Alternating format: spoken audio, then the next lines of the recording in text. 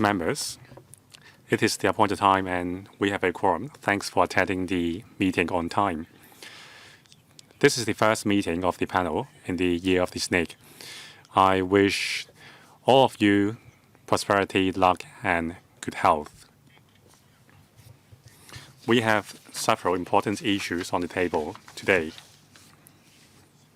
Since the previous meeting on the 3rd of December, some information papers were issued. They are listed out in item 1. Item for discussion at the next meeting. The next regular meeting has been set at 4:30 p.m. on the 4th of March. Items include the update on Hong Kong Disneyland Resort,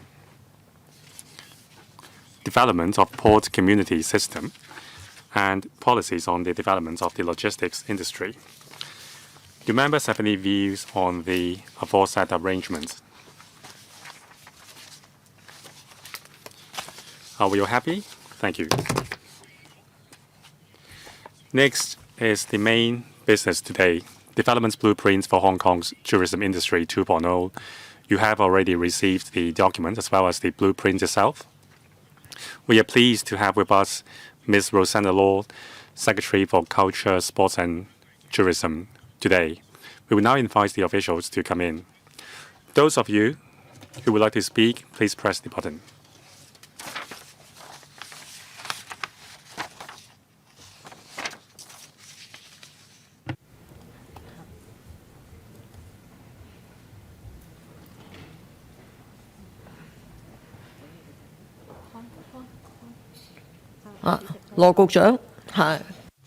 Secretary, officials, welcome. This is the first meeting in the Year of the Snake. I wish prosperity to the tourism industry and I hope all the figures will go up. I think you will bring us good luck. This is the development blueprint for Hong Kong's tourism industry 2.0. This is an item that every one of us has been looking forward to. We will give the floor to you, Ms. Rosanna Law.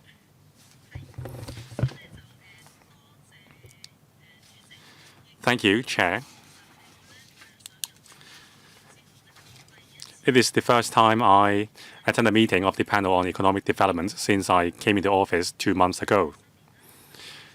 Today is the 7th day of the new year. I wish every one of you good health, prosperity, and I hope that everything will go smoothly for the panel and the tourism sector this year. Thank you for giving me time to brief members on the development blueprints for Hong Kong's tourism industry 2.0. On the 30th of December last year, we have promulgated the Blueprints 2.0. There are 3 major directions. 1, Hong Kong is an international city with the backing of the country. We need to leverage on the central government's measures to promote comprehensive development of the tourism sector. Second, everyone in Hong Kong can contribute to the development of the tourism sector. Besides policy support and initiatives from the government, all sectors must tap the trend of the market and be able to identify, respond to, and steer changes and provide quality hospitality services to tourists so that we can become a home away from home for them. And also we have obvious strengths. We have world-class tourism resources as well as a smart transport system. But we cannot be complacent. We need to strengthen our hardware while discovering new tourism resources. Through the combination of mega and festive events, we can bolster our soft power and create freshness into the city, as well as enhance the ambience of the tourist city to attract tourists from all over the world and create a home away from home travel experience for them. The 2.0 blueprint is a forward-looking blueprint. It sets out the vision and targets for the development of industry in the next 5 years. We will reinforce our role as an international tourism hub in Hong Kong, implement tourism is everywhere in Hong Kong, and also maintain the healthy and sustainable growth of the tourism sector to promote overall growth of the economy. Now, the Blueprint 2.0 sets out 4 tourism positioning, 4 strategies covering development of products, tapping visitor source markets and innovation, as well as 133 measures to promote development. With the joint efforts of the government and the industry, the trend of recovery after the pandemic is good. In 2024, we have received 45 million visitors, an increase of 31%. In terms of inbound tourists, in 2024, among the top 10 tourism destinations in the world, we ranked the 4th. That lays a good foundation for the implementation of Blueprints 2.0. In the first month of the year, the initial figure reports 4.7 million visitors, with 3.3 million of them from the mainland. The figures have risen by 24% and 25% respectively. It sets a record of tourists from the world and mainland since the pandemic. Now, in the first 7 days of the Golden Week, we have received 1.25 million visitors from the world, with 1.06 million of them from the mainland. Non-mainland visitors accounted for 180,000 people. Hotel accommodation occupancy rate has reached 90%. Now, in the first 7 days of the Golden Week, we have received more than 2,000 tourist groups. On the third day of the Chinese New Year, we have received 440 tourist groups.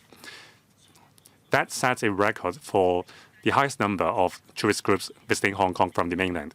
With the joint efforts of the government and the tourism sector, we have offered good services to the tourist groups, and the sector has enhanced its capability of receiving tourist groups.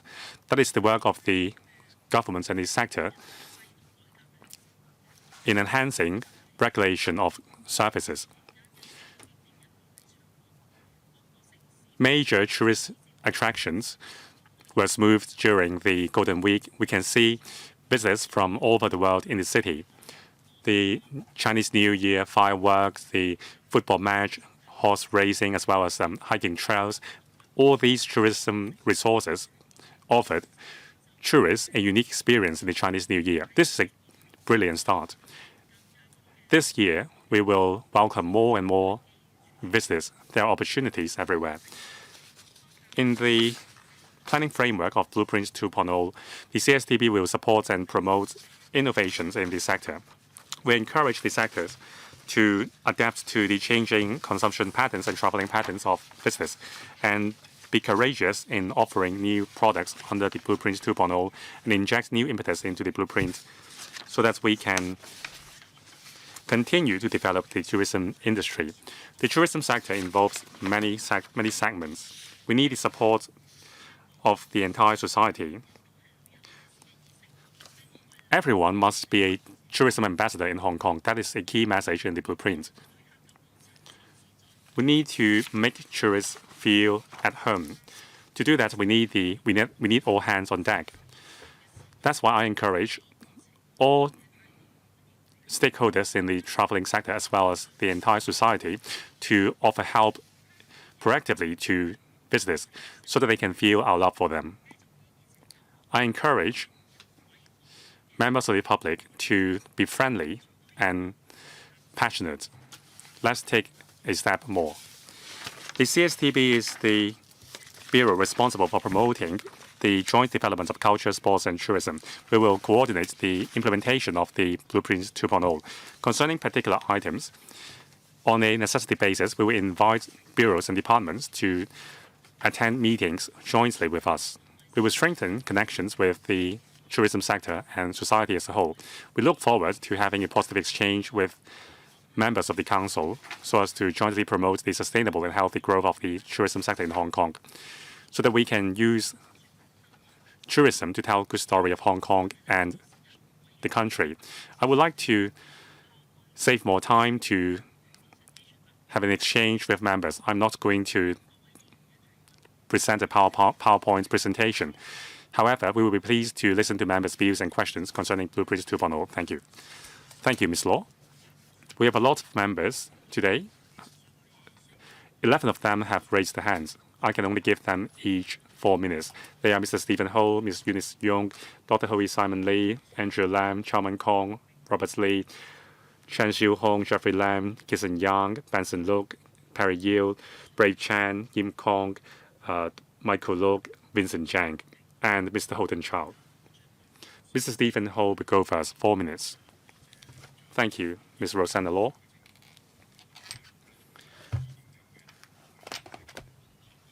Now, the Blueprint 2.0 is very thick. We can see how sincere the CSTB and the government is about this. Since the blueprint is so voluminous, maybe you have neglected something. I don't see a lot of contents about developing marine tourism and also agriculture and fishery tourism. Now about improvement of piers.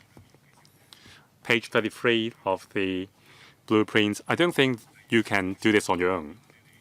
To improve piers, it needs tens of millions of dollars per pier. However, just any vessel can moor at the public piers. Now, accessibility is good, but we often see piers being occupied for a long term. I've said the same in the council before. We need to reserve some sites on land to allow marine operators to establish a platform. However, they don't have such a platform, whether it is social media or AI.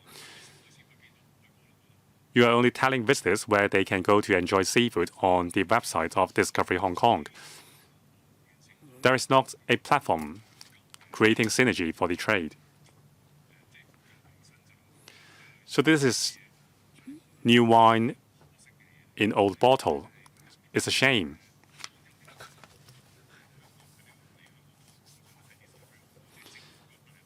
Now, according to my friends from overseas, the contents on Discovery Hong Kong is vague.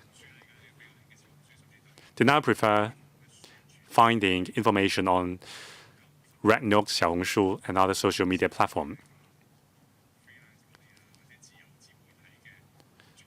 Sometimes it relied on freelancers to promote tourism spots.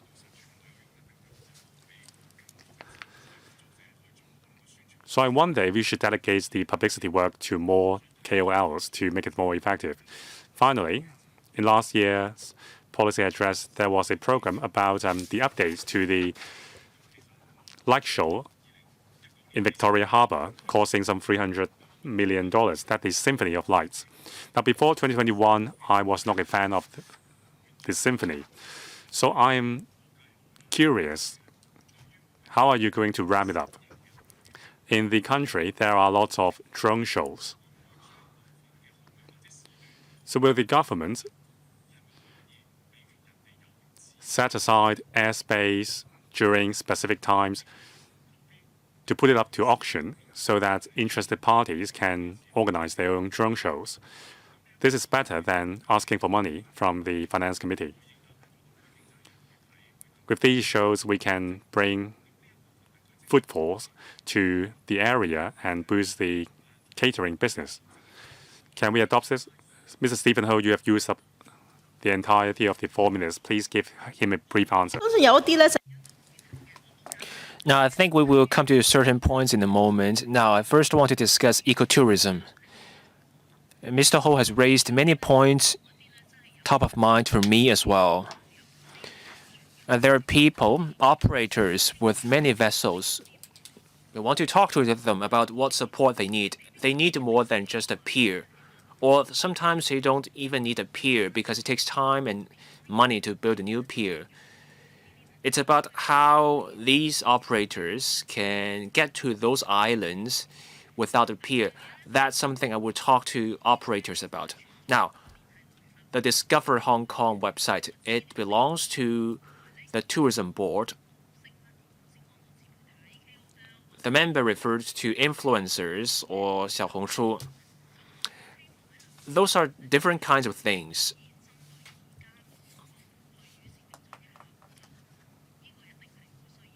But we do need to keep up with the times. Some changes may be needed. Some major changes may be needed.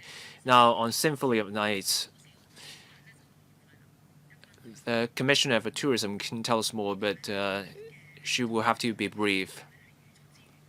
We set aside resources under last year's budget, roughly $300 million for that. The tourism board is going through tendering. Symphony of Light has been around for years.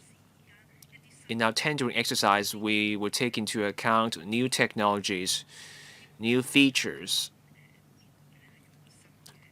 so that we can put up a new show within this year. Thank you. Ms. Eunice Yong. Thank you, Madam Chair. I support this blueprint. There are 4 strategies. The third one is smart tourism. I put forward this suggestion. I put forward the idea of an AI-based tourist advisor. That's to help tourists with planning their trips. DeepSeek is now on stream. AI is available. Are we making use of that? It's open source technology. It's different from conventional AI. So will we work with DeepSeek's team? It's a new idea. Many people in Hong Kong are using AI-based technology. It's a great opportunity for people to experience the benefits of AI, and that includes benefits for tourists. We want to cover more information about our tourism attractions and our tourism products, and also authentic products with AI in providing information, so that this can help our tourism sector and also promote district tourism. So in terms of promoting the use of AI, how do we go about it? At the anti-chamber exchange session, I brought this up as well. For our district-based tourism initiatives, the government needs to take the lead. We need different events. Can we do better in promotion? What strategies would there be to promote district tourism across Hong Kong? And what will we do about AI? Now, my next question has to do with the night economy. After 9 p.m., many shops close. I think the secretary knows this. It's hard to find food or restaurants outside. If we want to bring in high-end visitors, promoting the nighttime economy will matter. Secretary, smart tourism is top of mind for us, specifically on DeepSeek. That breakthrough happened only in recent days, but the direction is right. When a tourist enters the right question, helpful information will come on stream. The member said the information on Discover Hong Kong is too generic. So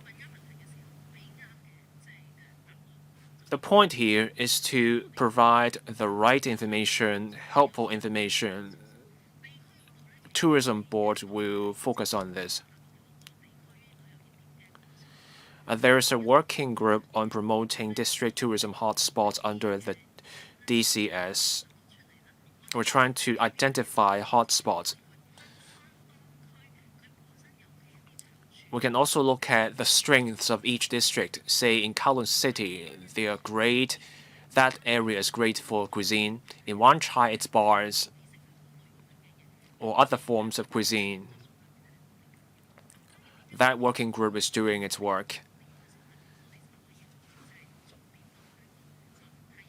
We want to take a targeted approach with specific focuses instead of casting a wide net. The work ahead is not just about tourism. We want something that's attractive to locals as well. When we go overseas, we want to find out where locals go. We follow the example of the locals. We want to copy that in Hong Kong as well. I wanted My question about nighttime economy answer. Sorry, you have one. Dr. Simon Lee. This is a great blueprint. It's a very thoughtful blueprint. My question has to do with island tourism. Madam Chair, you moved a motion about that last year in January. So, can we do something like holiday resorts on islands? Many people go hiking in our country parks. Do we have plans about modernizing or renovating the hiking trails and roads? There was a funding scheme some years ago. My third question has to do striking a balance between culture and tourism. There's much about culture that has to do with tourism. But in the mainland, in some cases, there's lopsided development. That is too much tourism, but there's little attention to culture. I know it's a deep question. You may not have an answer on the spot, but the question is, we do have to strike a balance between culture and tourism. Tourism is an industry. It's also part of Hong Kong's image. Now, the blueprint says we have to consolidate our existing visitor source markets. In recent years, there have been false reports hurting Hong Kong's image overseas. So, what can we do? How do we promote our image? The mainland offers 144 hours of visa-free access. We also have multi-entry visas. So can we work with the mainland on that?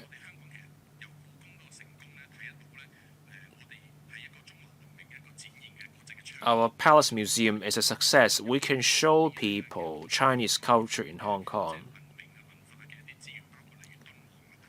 Now, there is a treasure trove of cultural resources in the mainland. So, like in Dunhuang, can we work with the mainland on that? I like the idea of everyone can be a tourism ambassador. So, can we have greater interaction between locals and tourists? The rugby sevens, for example, is popular. Tourists come here not just for the match. They want to visit bars and talk to locals. So I will stop here. Thank you. Secretary. There are several things to be said about island tourism. Holiday resorts bring to mind Southeast Asia.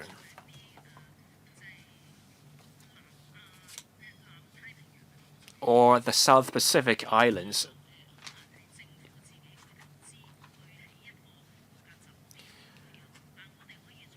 It will be hard for the government to invest in a holiday resort.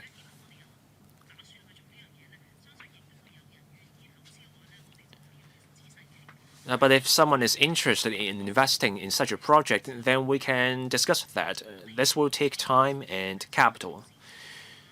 What we can do now is that we can talk to operators of vessels to see what we can do.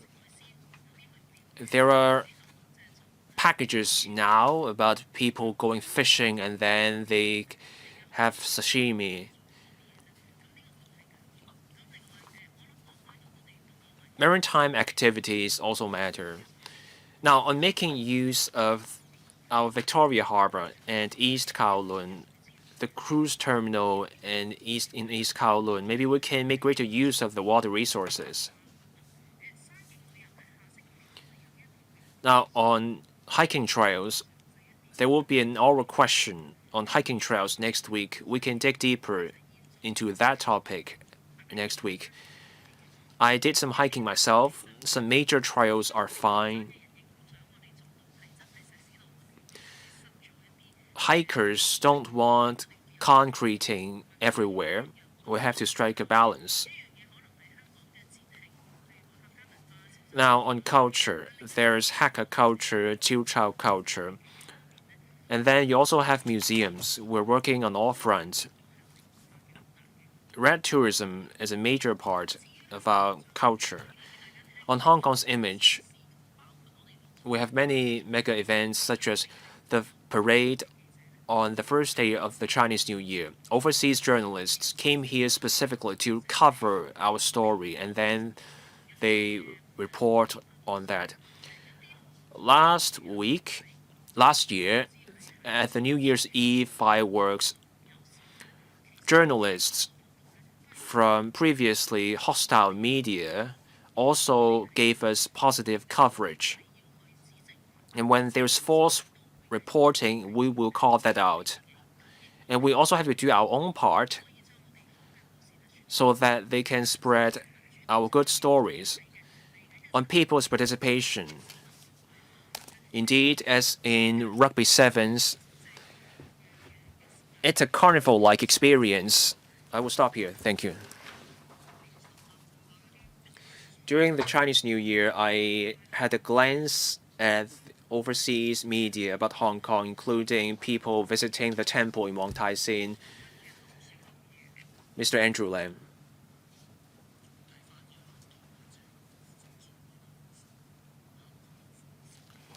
The blueprint covers much ground, but that also means there's much you have to do.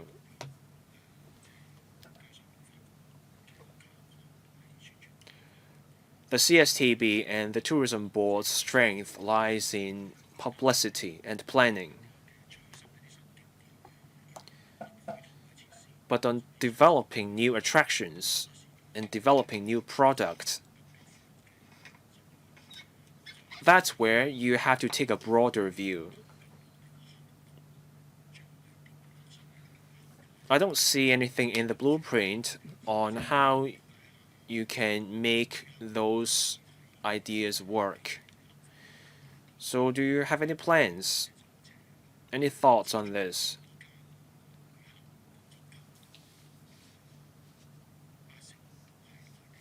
%80 of our inbound visitors come from the mainland.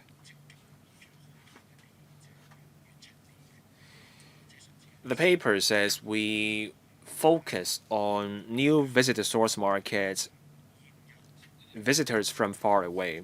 I know the Tourism Bureau, or rather the Tourism Board, has been working on this already. So my question is, what are the major challenges? What can we do to achieve our goals? Secretary, thank you, Chair.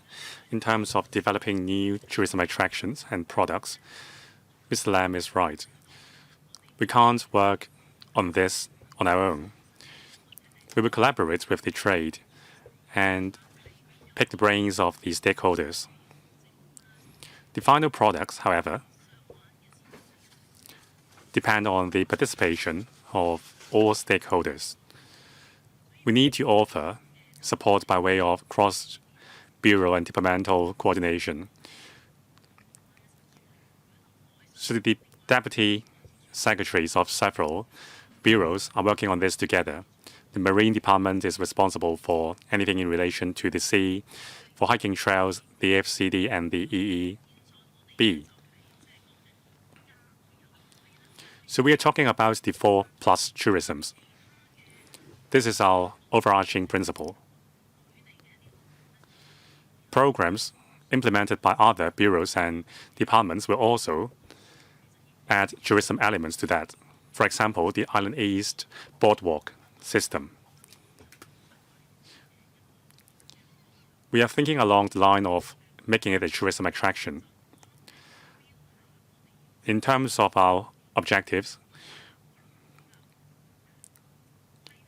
we will remove red tapes and we will move away from a regulator's mindset to a promoter's mindset. There will be a change in culture and mindset within the government. And I am all for creativity. There are many new things happening in our neighboring cities. To be honest, Hong Kong is just relying on our old strengths, and that won't work. We need to consolidate the strengths of our traditional tourism resources, like the 2 theme parks. In fact, the Disneyland Resort will have its 20th anniversary this year, and also a new swimming resort. And with the panda economy emerging, Ocean Park will receive a lot of visitors.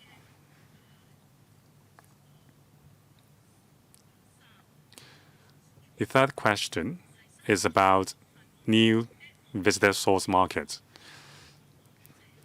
Over the past few years, we have invested much in tapping the ASEAN markets, and we are reaping the fruits now. Now, among the top 10 short-haul destinations, there were significant increase in visitor numbers from the Philippines and Thailand, especially the Philippines. It has become our major short-haul market.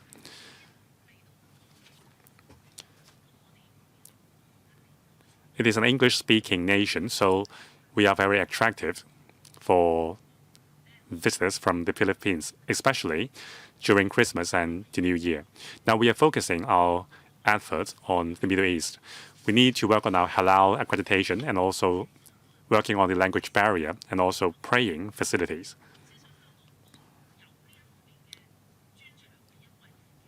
We have expertise in this regard. Many of our ethnic minority population are Muslims, and they can give us a lot of help. So besides the tourism board, many government officials have paid visits to the Middle Eastern market. So besides the short-haul markets, we will consolidate and tap new long-haul source markets as well and attract visitors back to Hong Kong. Thank you. Dr. Chow Kong, or rather Professor Chow Kong. Thank you. Thank you, Secretary. I wish you prosperity in the new year and for the tourism sector as well. I support the Blueprints 2.0, but the key is in implementation and the details. Now, I would like to praise the Commissioner and Deputy Commissioner for Tourism. They have been working with us very closely to flesh out the blueprints. I think other officials should learn from them as well.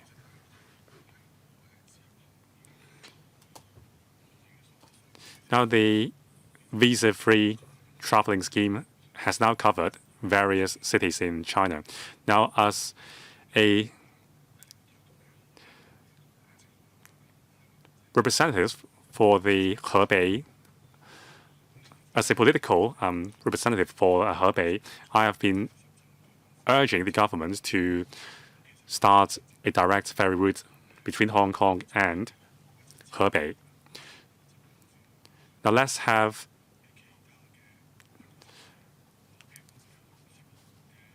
a weekly entry visa for them first. Now for the 8 cities in the GBA in the mainland, can we work with the central government to offer them visa-free travel?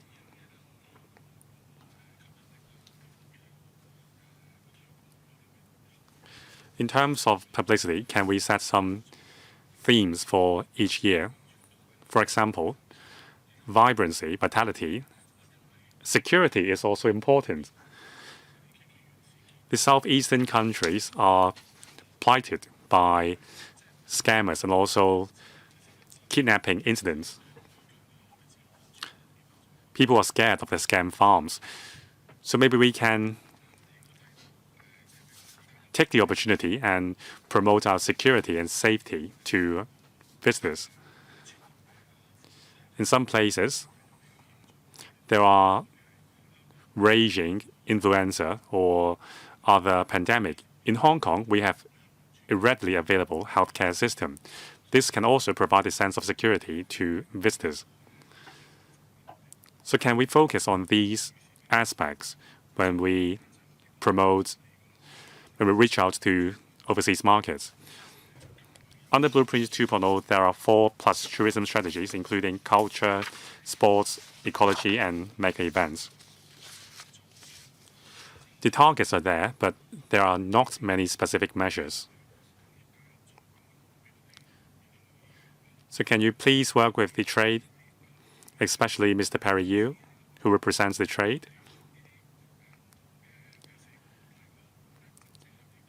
Programs and initiatives can be formulated so that we can achieve the 4 goals. Secretary. Thank you, Chair, and thank you, Professor Chow, for your suggestions. First, on the single visa multiple entry scheme. Since my first day in office, I already said that the central government has given us a lot of facilitation measures. We are grateful for the help from the central government. We urge the trade to make good use of these favorable measures together with the government.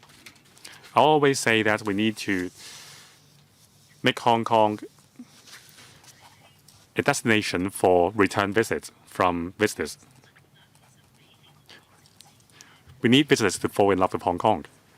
Now we have the single visa, multiple entry visa for those living in Shenzhen, not just the registered residents in Shenzhen. There's great potential in this. If we can bolster our inherent strengths, we can tap the opportunity. Of course, we will work with the central government for more opening up measures. But it is also important for us to tap the existing measures to the full. In terms of promoting Hong Kong's security and healthcare system, I believe we can soft sell these pitches to the visitors. But I agree with Professor Chow that we should not gloat on other countries or places' weaknesses. We just need to focus on our own strengths. In terms of plus tourism on mega events, there will be several grand concerts in the Kai Tak Sports Park. We are going to work with the traveling industry and also the hotel and accommodation industry to offer discount packages to visitors. Since last year, for tourists from cruise ships, if there are also mega events happening, we will bring these cruise ship tourists to the mega events as well. Last year, we had the Wine and Dine Festival. This year, we have other new stuff. Whenever we have concerts or cultural shows, we can reserve a small portion of the tickets for walk-in customers. That would contribute to the culture plus tourism bit. Mr. Robert Lee. Members are very enthusiastic, but please be succinct. Thank you, Chair. The blueprint mentioned overnight high value-added visitors. For MICE tourists, we have the Asian Financial Forum and Investors Summit. We would urge the participants to stay a few days more to visit the West Kowloon Cultural District and enjoy the horse race. But can we have a snapshot of the picture before and after these mega events? Are we able to entice them to stay a few days more? And can we quantify the economic benefits? For MICE and high value-added tourists, the range is really huge. How do you define high value-added tourists? My second point is we do have some geographical advantages. We have a beautiful coastline. We have a UNESCO-recognized geopark.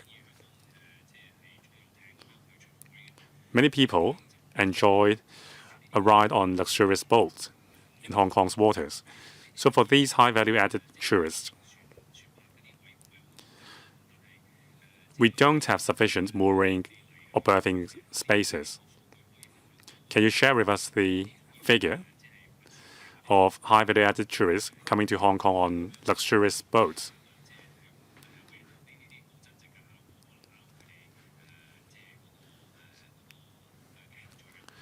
maybe we can become more attractive to these people who own luxurious boats. Secretary, we don't have a figure of the number of,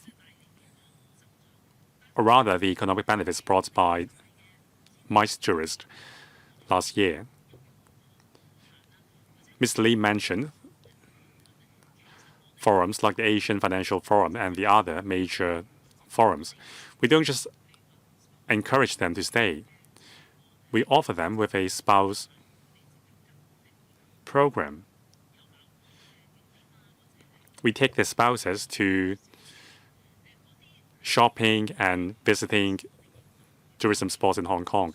For those participating in the events, we also arrange a series of events for them. By way of figures, last year, the average consumption amount of overnight visitors was $5,000 on average. For MICE tourists, on the other hand, the consumption level was as high as $7,800, 50% higher than ordinary visitors. We have always been aware of that pattern. That's why we have been striving to attract world-famous summits or forums to take place in Hong Kong. In terms of horse racing, when there are major horse racing events, many overseas visitors would come to Hong Kong to enjoy the spectacle. So we will continue to work on this year. This month, we are going to have an equestrian event as well. On luxurious boats, this is also our focus. Yacht tourism is our main focus as well. The Development Bureau and the Marine Department is working on this. We will be able to give you good news later. Thank you. Mr. Chen Xiuhong. Thank you, Madam Chair.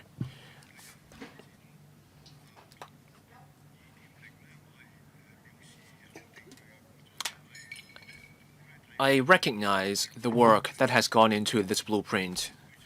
If you read through the blueprint, you can see it's a thoughtful document. There are 2 annexes with particular focuses. Annex 3 sets out the performance indicators for different departments. As the Secretary said, if it's tourism-related work, the CSTB cannot do it alone. Other bureaus will have to get involved as well. I'm fully confident in this blueprint. I also have expectations. Now, in the interest of time, I can only stick to strategy 1 in my questions. Culture plus tourism, sports plus tourism, etc. So these are plus tourism ideas, great ideas. To make tourism everywhere work, we need attractions everywhere. Even a street should be special to attract tourists. The Deputy Chief Secretary for Administration set up this working group on tourism hotspots. That working group is already doing its work.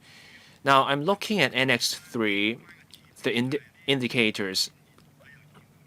I cannot find any specific indicators for the working group, especially the timelines. I don't see red tourism as well. We have many tourist attractions for red tourism. Now, on film tourism, we see scenes, props, the set of films. You have to put work into that. So my question is, for culture plus tourism, how do we make good use of the resources to make red tourism and film tourism work? Now, on sport plus tourism, we're only 278 days away from the National Games. Massive work has to go into the preparations.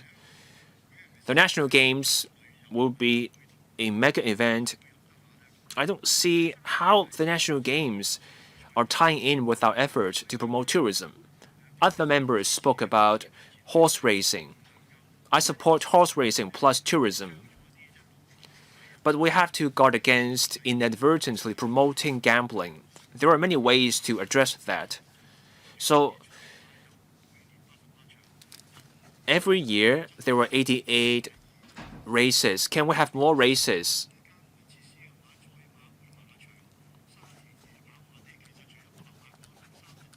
Now, the Jockey Club has a race course in Shatin and another one in Happy Valley. On days without races, those race courses are left idle. Can we use those facilities and turn them into attractions? And they are popular. Secretary. Now on culture plus tourism.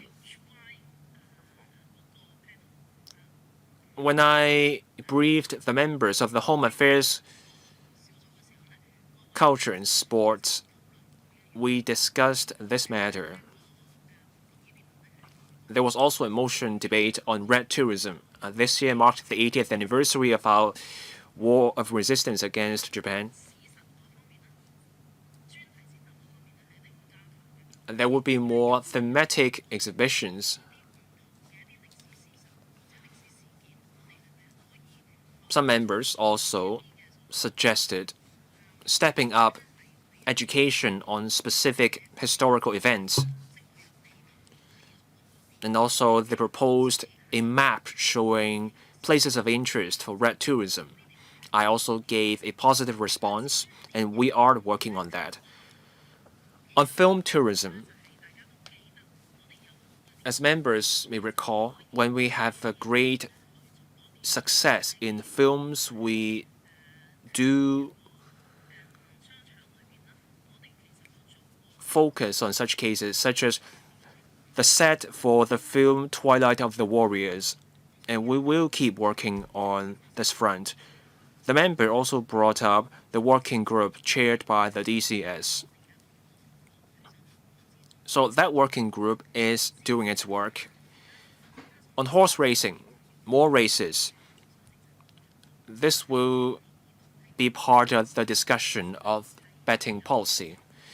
There will be more simulcast of overseas races. On the catering facilities of the Jockey Club, now I'm happy to take this message away and talk to the Jockey Club about this. I'm sure they will be willing to think about this. Now, what about the national games? Our priority is to do our part as one of the organizers. We will have test events, one for handball and the other one for road marathon. We want to get things right in organizing the event. I visited Guangzhou to talk to our counterparts about the games.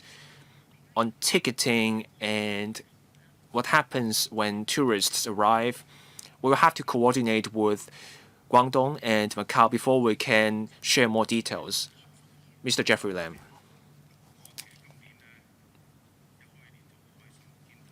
I'm pleased in this year of the snake.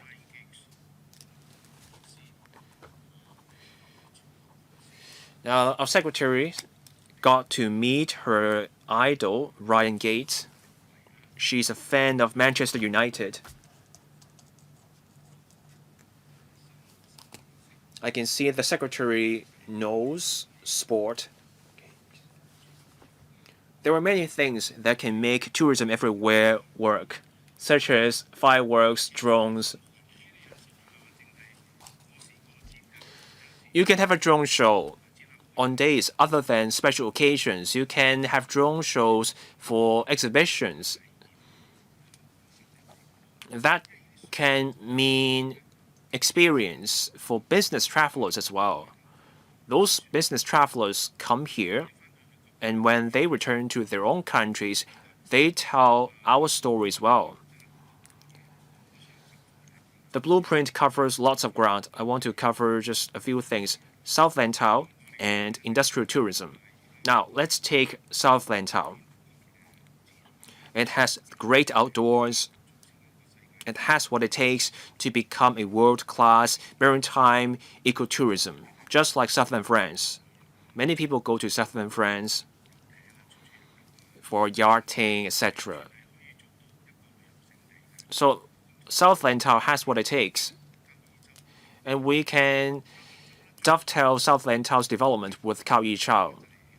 The plan for Kaoyichao was to put many flats and public housing. So can we replan this? Can we rethink this? It's a great place. We can use the islands there for island hopping. Now I want to turn to industrial tourism. Many people think it's straightforward.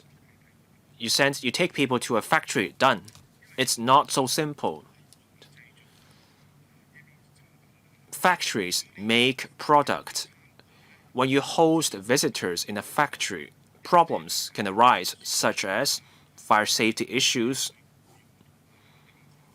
among other problems.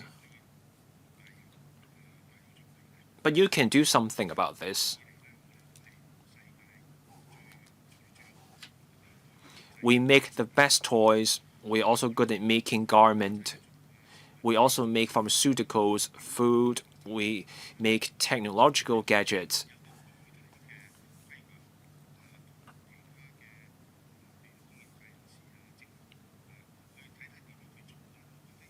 If the government can come up with a plan and talk to people in the industry, that can be a great idea for tourism. So Southern Lantau and in industrial tourism, how do we turn those into new attractions, or even can we turn them into something that locals will want to visit? Secretary. For Southern Lantau, the Development Bureau launched a public engagement exercise with positive feedback. Some ideas proposed are close to what Mr. Lam has in mind.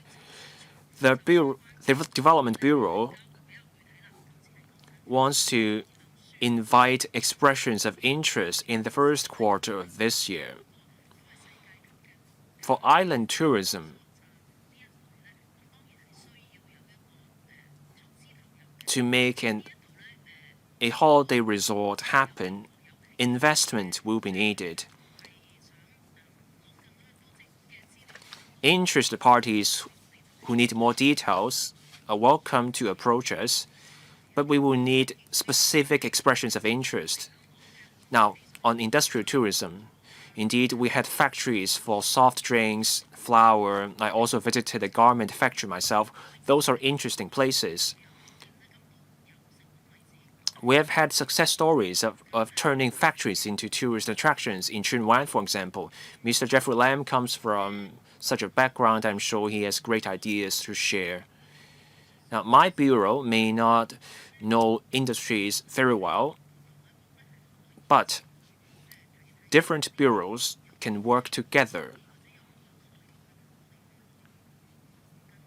We can follow up on good ideas together. But we need factories still in operation. Otherwise, visiting such a factory becomes a visit to a museum. I think Mr. Lam's point is that we want people to visit factories still in operation at scale. So this is something we have to explore with the CEDB and the ITIB about. As Mr. Lam rightly said, whatever we do should not affect the operation of that factory. Thank you, Secretary. Mr. Kitson-Yang. I'm not a member of this panel, so I want to thank Madam Chair for allowing me to speak. This blueprint is important. We want tourism everywhere. Everything can be tourism. And that means a very important responsibility on the shoulders of the Secretary. Now, I have something to say. First, concert economy. Two, yacht economy, and also religion and culture. First, concert economy or concert tourism. The blueprint doesn't have much to say about that. I do see something about the Kai Tak Sports Park. I'm sure the secretary knows better than I do when it comes to concerts. At the Kai-Tak Sports Park, there will be mega events, including concerts. Can we also consider other venues, Hong Kong Coliseum, Asia World Expo, and also McPherson Stadium, or the Queen Elizabeth Stadium? Can we enhance our strategy for concerts? Can we have key performance indicators for people managing those venues? Say you have to hold a certain number of world-class concerts every year. Those KPIs will encourage collaboration with organizers of concerts. Now, I want to turn to religion and culture in tourism. The blueprint has something to say about that.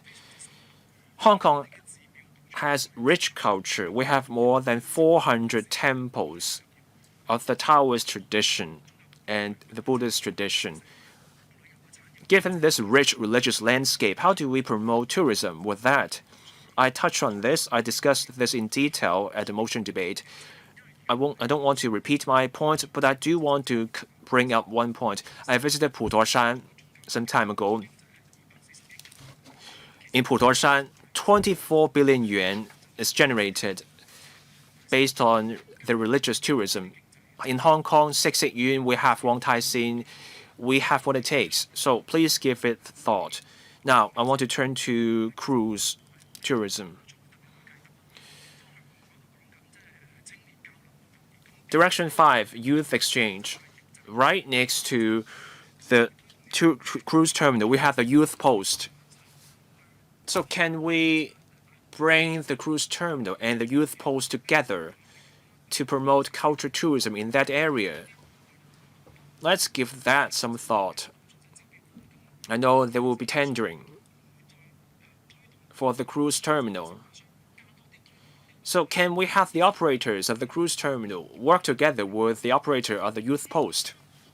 Ms. Law, on concert, it might not be necessary to set a target of the number of international concerts held by each stadium. Local artists and local performers would like to conduct their own concerts as well. As I've said when I came into office, I said that after the commissioning of the Kai-Tak Sports Park, apart from that, we have other venues like the East Kowloon Cultural Center. They can have different positionings, so I will not go into details of the strategy. In terms of religious traveling, we have a lot of temples. For short-haul tourists from Southeast Asian countries like Thailand or even the mainland, many of them have come to Hong Kong to pay tributes for blessings in our temples. And if their wish is granted by the deities, they would come back to pay tributes again. So as I've said, on the premise that the operation of the temple is not affected, we would encourage the temple to open themselves up to tourists. There are even tourist groups visiting the Wong Tai Sin Temple.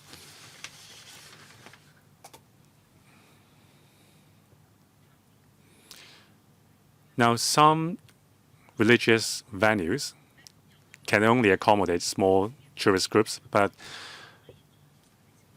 it's each to their own likings.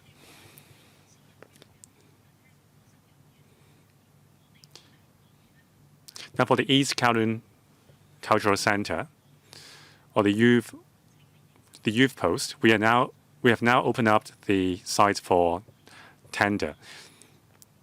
Now, we hope that the potential bidder will heed the suggestion made by Mr. Kisan Yang and create some synergy between the youth post and the cruise terminal.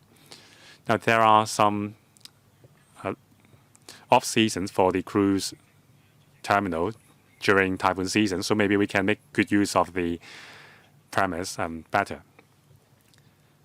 Mr. Benson Look, well, I'm pleased to see the promulgation of the Blueprints 2.0. I'm very interested in the idea of sports plus tourism.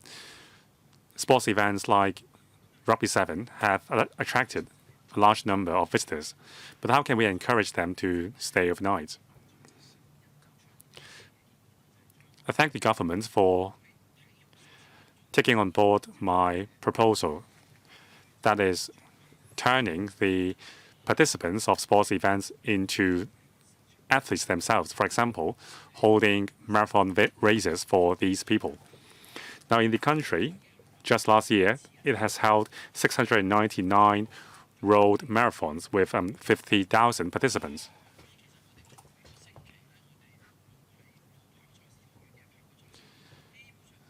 Now, whether it is trail running or road marathon, there are a lot of them happening in Hong Kong, so we should make good use of these already existed events. So how can we develop the marathon economy? We have operators, the trails, the hardware, the participants and products as well. We can use the marathons to increase the number of overnight tourists. Marathon plus sports events plus tourism. This is the model adopted by many other places. Now, the Shanghai Marathon is now being assessed to become the ninth largest marathon event in the world. By harnessing the power of the private sector, can we launch the Hong Kong Marathon to be held next week to become the 10th largest marathon event in the world, so that we can come into the world's views again in terms of marathon? On horse racing tourism, during the Chinese New Year horse race, we have received some 80,000 spectators into the race courses. This is brilliant.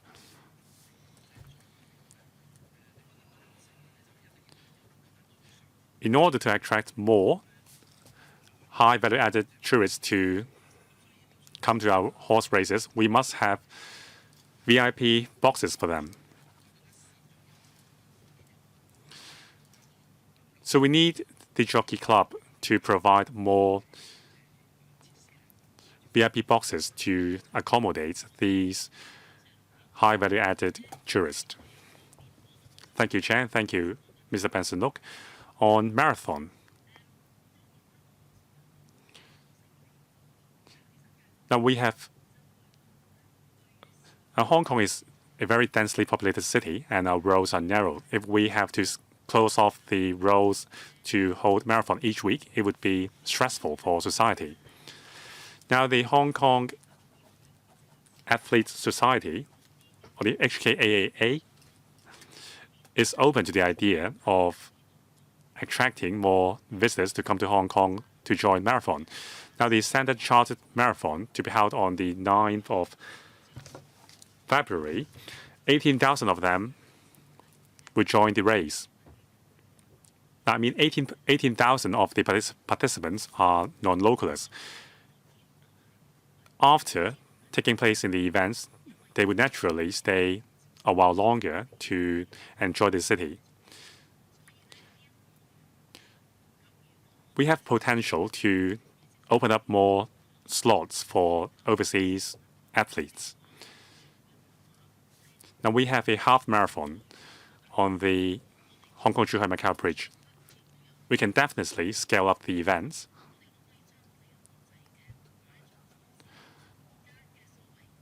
And propel our marathon events to the platinum standard from the gold standard. Now, VIP boxes, that's dependent upon the Jockey Club. Now, when I visited the Sha Tin race course on the 3rd day of the New Year, I was told by the Jockey Club that a major catering facilities is being built.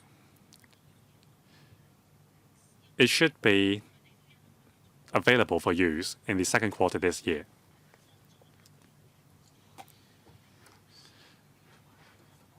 I believe that the Jockey Club would consider Mr. Benson Look's idea. Thank you, Ms. Law. Next, Mr. Perry. Thank you, Chair. I have too many questions, but time is limited. Blueprints 2.0 is the product of open-mindedness between the CSTB and the Tourism Board. It is the product of shared wisdom. But I agree with other members. The key is how we can turn the words into reality. The tourism sector is willing to work closely with the government and society as a whole. The 4+ tourism directions are key directions for innovating our tourism products. But that relies on the coordination between different government bureaus and departments. How can we link up mega events with other sectors like airline companies, hotel and catering businesses? How can we encourage the organizers of the events to work more closely with the other sectors to offer a package of products to everyone's benefit? So I would like to hear from Ms. Law. Has any cross-departmental working mechanism been established? Have you encouraged the organizers to step up collaboration with the tourism sector? Now, since I've looked at the data during the Chinese New Year, the overall number of mainland visitors has grown mildly compared with last year. But the highlight is the overseas market. During the CNY, we have attracted a large number of overseas travelers. So even if you have the multiple entry visa schemes, it doesn't mean that the mainland visitors will come naturally. We have to make ourselves attractive. Now, the major lantern show in Nansha attracted so many visitors that I had difficulties booking a hotel room on the 3rd day of the Chinese New Year. So we really need to work on our overall attractiveness. At the same time, we need to obtain favorable measures from the central government. Ms. Law, when are you going to ask for the single visa multiple entry schemes to be applicable to other cities in the GBA like Beijing and Shanghai? Of course, we do enjoy good time in the mainland, but we also want to attract our fellow people to Hong Kong. Now, in the mainland, hotel bookings are so full that walk-in customers are no longer entertained. So when are we going to have the single visa multiple entry scheme for the 3 major cities? That is Beijing, Shanghai, and Guangzhou. As I said, we don't rule out the possibility to obtain more favorable measures with the central governments. That will be our ongoing work. What's more important, which is also my expectation for the trade, is that with more and more visitors coming,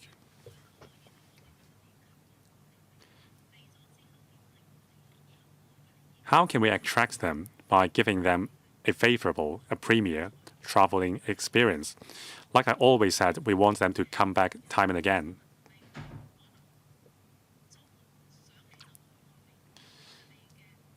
Members of the public can cross the border to the mainland easily over the weekends. Can the mainland visitors do the same? That is the direction we are working towards.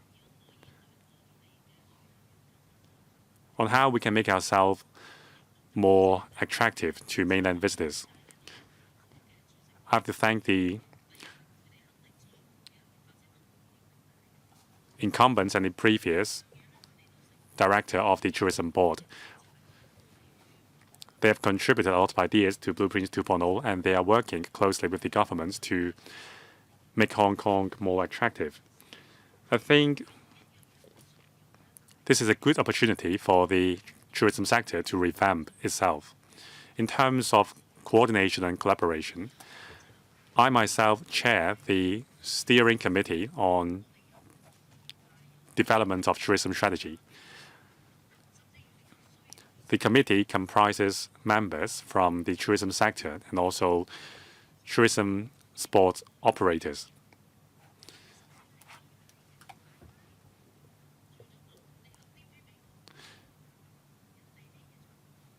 In terms of setting aside tickets for walk-in customers, well, if the concert is a sellout, why would the operators or the organizers want to reserve tickets for future spectators? Mr. Brave Chan, thank you, Chan. Thank you, Ms. Rosanna Law. I wish everyone good health and good luck in the new year. I like the four major directions very much. During the CNY,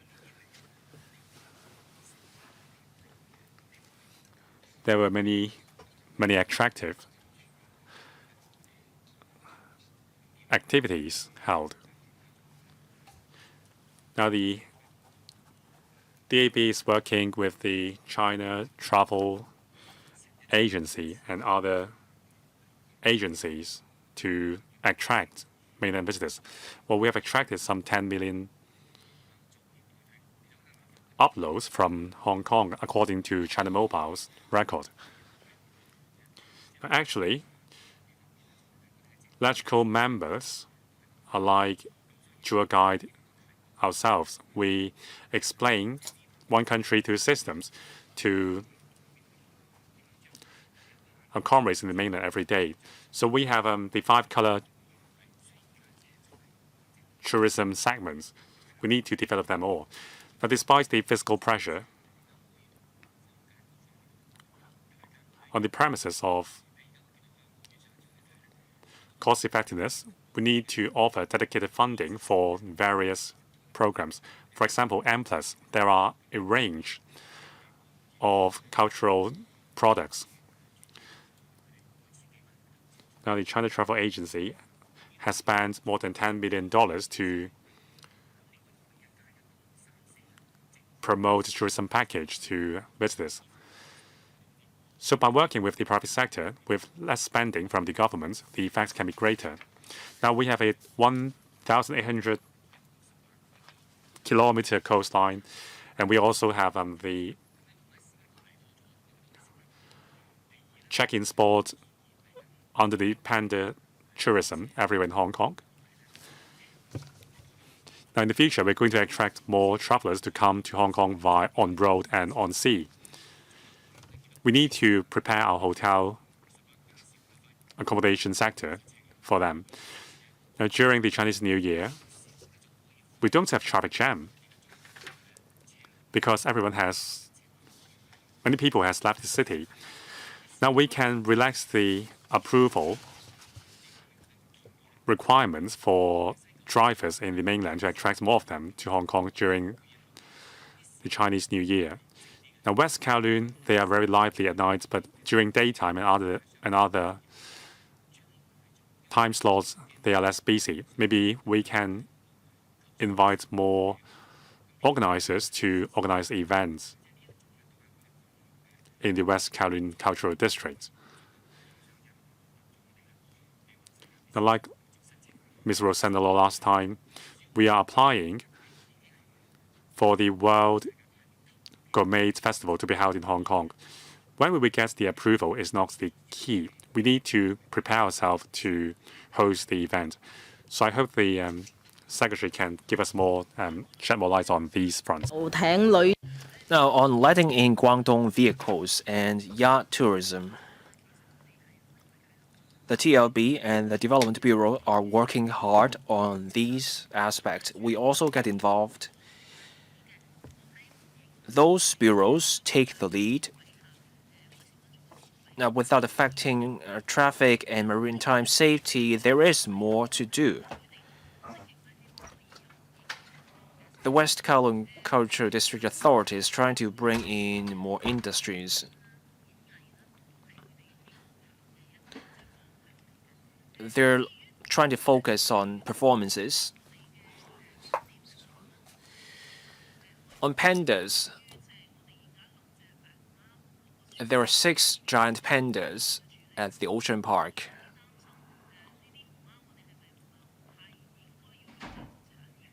There were concerns about turning pandas into something to make an industry out of. But those pandas are great assets for us, so we have to make the most of them.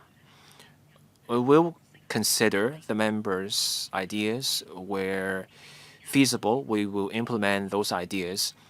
Now, on making certain places accessible round the clock, we have to strike a balance between those ideas and local people's lives. During festivals, activities may go on later at night. We get the point about having longer hours, going beyond 9 p.m., for example. We get it. Mr. Eric Kim, I wish everyone good health for the Chinese New Year. I'm grateful for the blueprint, for direction, for sphere positioning, 133 measures covering hardware and software, as well as different follow-up actions. I think this will involve a lot of public money. So my question is, how do we ensure funding is allocated effectively? Do we have a mechanism to review how the money is spent so that we prevent waste? I believe the Blueprint 2.0 will boost our tourism market. Last year, there were 45 million visitors, up 31% from the 2023 level. That's remarkable. 10 million visitors from places other than the mainland. But 77% of our inbound visitors came from the mainland. In the first half of last year, mainland visitors spent an average of no more than $3,000 per person, down nearly 30% from 2018. My second question is, mainland visitors aren't spending that much. What will the government do so that mainland visitors here are more willing to spend? Secretary, I thank Mr. Yim for supporting our work. Now, on effective allocation of funding, this matters. Public finances are strained, but even when they're not, public money should be spent properly.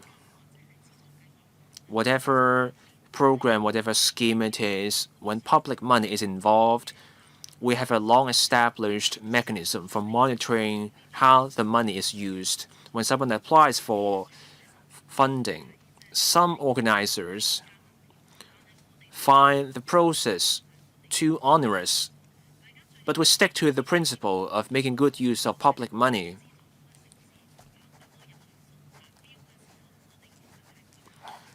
When it's a mega event and the attendance level falls below requirements, we can withhold some of the funding, and we keep an eye on things.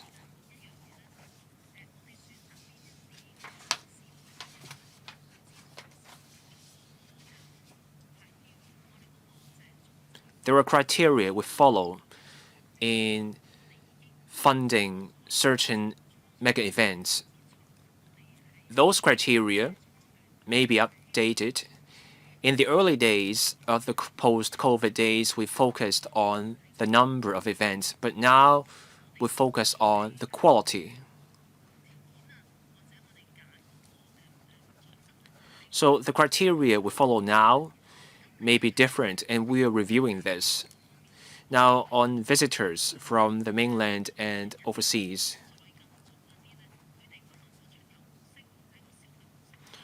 the travel and spending patterns of visitors have changed. Before 2018, there were a bit more overnight visitors. Back then, visitors spent more on big-ticket items. The duty-free allowance has gone up from $5,000 to $12,000 thanks to support from the central government. But now spending patterns have shifted. The spending from mainland visitors is only $3,000 or less. That has to do with the fact that we're getting more day trippers, meaning fewer overnight visitors, so they're spending less. That's why we want more mega events that go on for several days. We want people, that is visitors here, to spend more time here. We want those visitors to keep coming back. Thank you. Mr. Michael Lok. Madam Chair, I have a couple of questions. The FTU did a survey. 2/3 of mainland visitors preferred using online tourism platforms to book their holidays, but there are reports saying that small and medium businesses in Hong Kong could not offer their tourism products on mainland platforms. So our tourism service providers could not reach those mainland tourists. So will the CSTB talk to our local tourism sector and also talk to the mainland tourism sector? Can we lower entry barriers and find a solution so that Hong Kong's tourism service providers can launch their services on mainland platforms? Now, my second question, island tourism. We have a long coastline. We have many islands. We are a great place for island tourism. That's especially true for people living in inland areas. We also have a geopark. Tongping Chau is part of the geopark. To our south, we have Po Toi Island. It's a great place. It's secluded. But those two islands struggle with power supply. I know this matter falls under the purview of the EEB. But can our secretary here also do something about water and power supply on our outlying islands? Without power and water, you cannot have bread and breakfast. The previous secretary simply dismissed the idea of offering water and power as a way to promote island tourism. That's the wrong way to go. Can we have more official promotion channels telling tourists where to visit? Or can we have boat rides taking tourists to multiple islands to show them what's so special about our islands? Secretary, several members have spoken about island tourism today. There are several directions we can look at. One, infrastructure.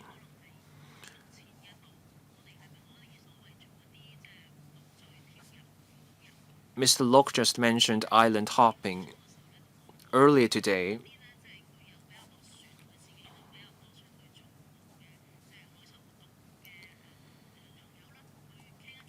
I said that I would talk to operators of boat trips about the ideas they have. Some islands may lack utilities.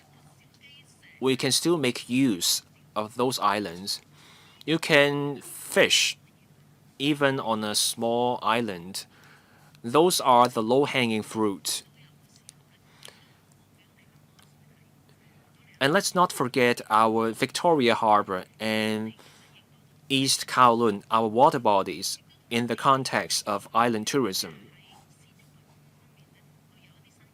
We can talk to operators of boat trips. We're talking to those stakeholders.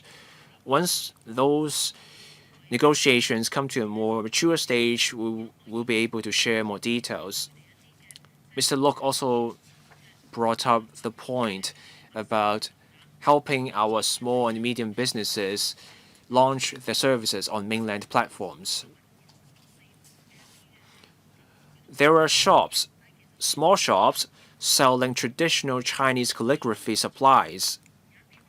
Some are more successful than others on platforms like Xiaohongshu. That's why in Strategy 3, Smart Tourism, we will cover this kind of work.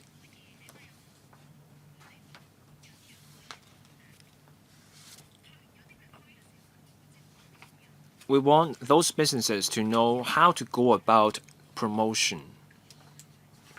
Of course, it's also important to offer attractive product. Thank you, Mr. Vincent Cheng. I took part in the consultation for the Blueprint 2.0. It's a comprehensive blueprint. There's much we can do in culture and sports plus tourism. I can also see the CSTB has done much over the CNY and Christmas. Tourists were excited at our fireworks. That's our signature.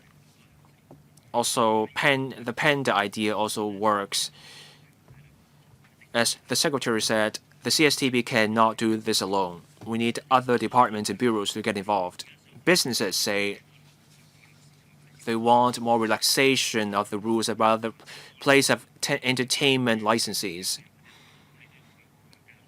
To make hiking tourism and island tourism work, you need the EEB involved. I want to focus on tourists from the Middle East. Before the Blueprint 2.0 came out, we talked about attracting Muslim visitors. So new flight routes were set up and flights between Hong Kong and Riyadh. I want to see where we are. I joined Mr. Yu for a meal. We had halal food. Visitors from the Middle East visited that restaurant for halal barbecued food. Can we promote this kind of food?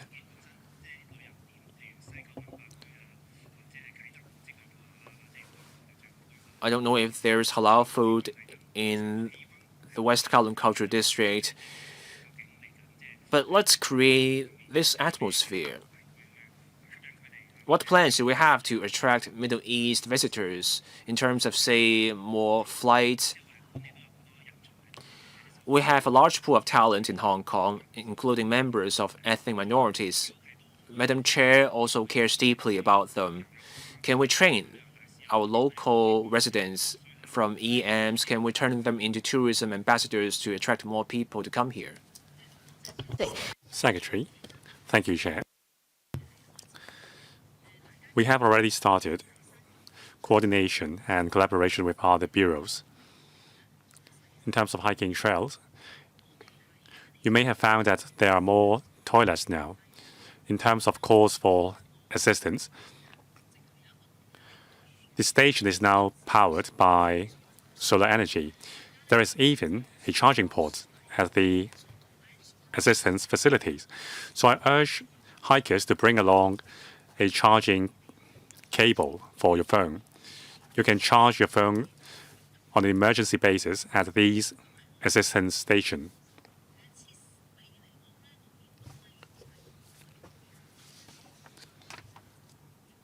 And also, the hiking trails have been improved. They are now more user-friendly. Of course, we want to keep the natural landscape because that's what the more experienced hikers want. In terms of licenses, in the Wine and Dine Festival every year, when I was the Deputy Commissioner in the past, we made possible the grand tasting room by relaxing the licensing requirements. So the Commissioner for Tourism and myself will continue to work on that. In terms of Middle East tourists, we will do all that Mr. Vincent Chang has suggested just now. After years of promotional campaign targeting the Asian markets, we are now seeing the results.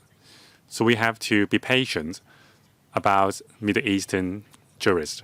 Actually, many tourists from the region are very interested in our horse racing culture and other attractions. In terms of halal food, I think there are more than 100 halal accredited restaurants in Hong Kong already. The tourism board is working with those restaurants to get the accreditation they need. In terms of employment for ethnic minority people, of course, we want to help them.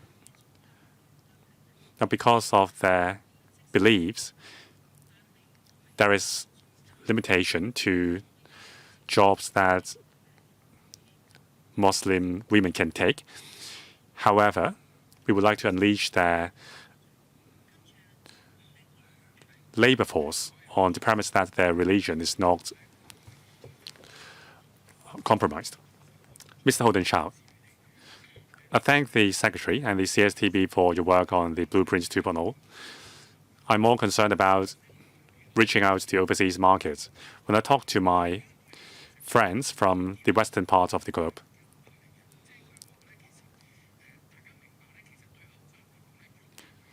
especially Europeans, of course, we would like them to spend a few days in Hong Kong if they come to Asia, but that may not be necessarily so.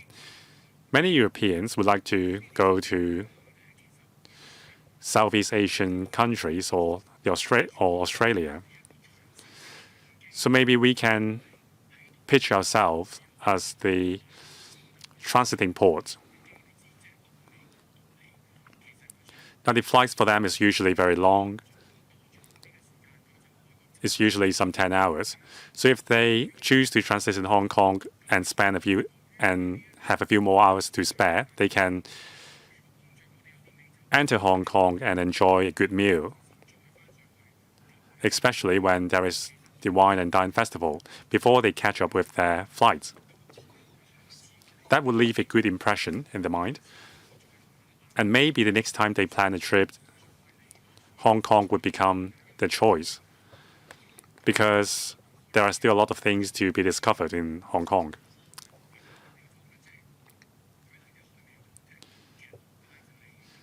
Now, let me use Dubai as an example. This is their strategy. They are actively promoting themselves as a transiting port. They promise transiting travelers an unforgettable experience. So maybe we can enhance our pitch to travelers from the West and Europe. We certainly have attractions available to these customers. And if we succeed in this strategy, we will be able to boost the number of visitors to Hong Kong and also bring in economic benefits to the tourism sector.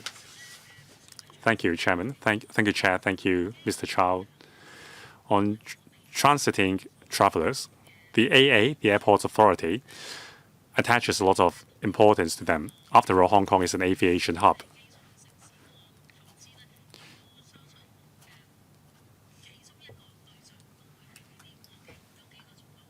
The AA has invested much to turn Hong Kong into a sky city.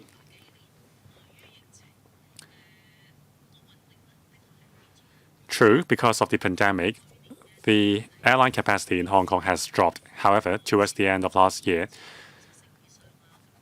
our air capacity has resumed to some 70%. We expect air capacity to be recovered to the full, especially with the commissioning of the free one-way system. That will enhance our air capacity further. It's very easy to attract travelers to spend a few hours in Hong Kong because we have the Airport Express. Travelers can reach the central part of Hong Kong in under an hour's time. Not everywhere can do this. And because of the enhanced air capacity and also the more reasonable pricing of Airport Express tickets, I think Mr. Holden Chow's suggestion is very timely. Mr. Scott Leung. Thank you, Chair, for allowing me to speak because I'm not a panel member. Now, there's one chapter in the blueprints dedicated to developing cruise tourism. Now, I'm concerned about the training of talents. I've done some research before the meeting. In terms of training of talents in relation to the cruise industry, it seems that the effort is underwhelming.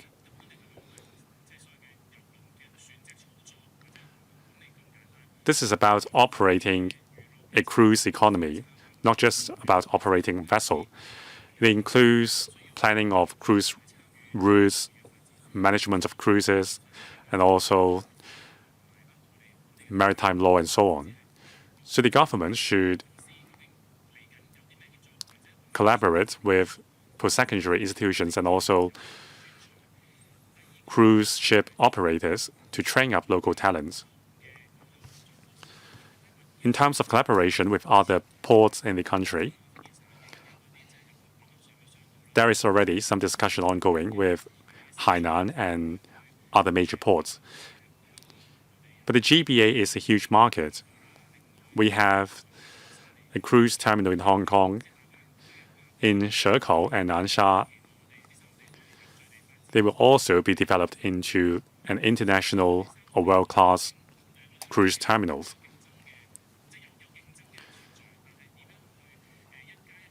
So there will naturally be competition among the three ports, but more importantly, we need to create synergy between the three ports. How can we leverage our inherent strengths?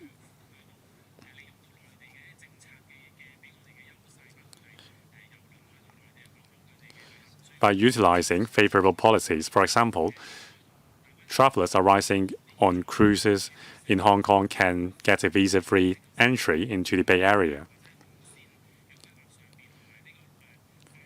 Can the other cities in the GBA provide us with the talents for our cruise economy?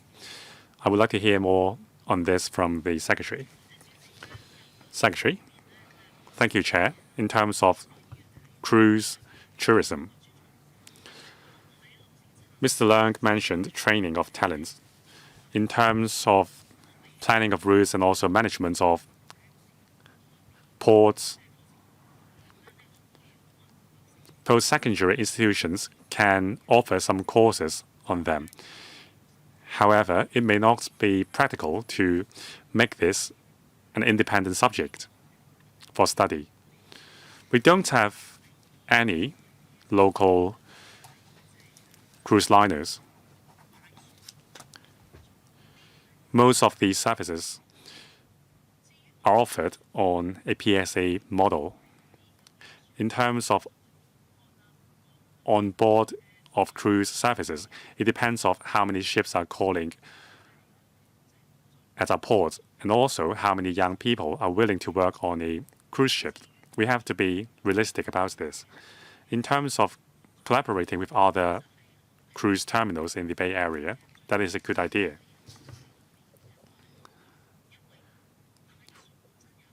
We want large cruise ships to call ports at a few more places. There's great entertainment on board of these large cruise ships. The idea is like staycation during the pandemic era.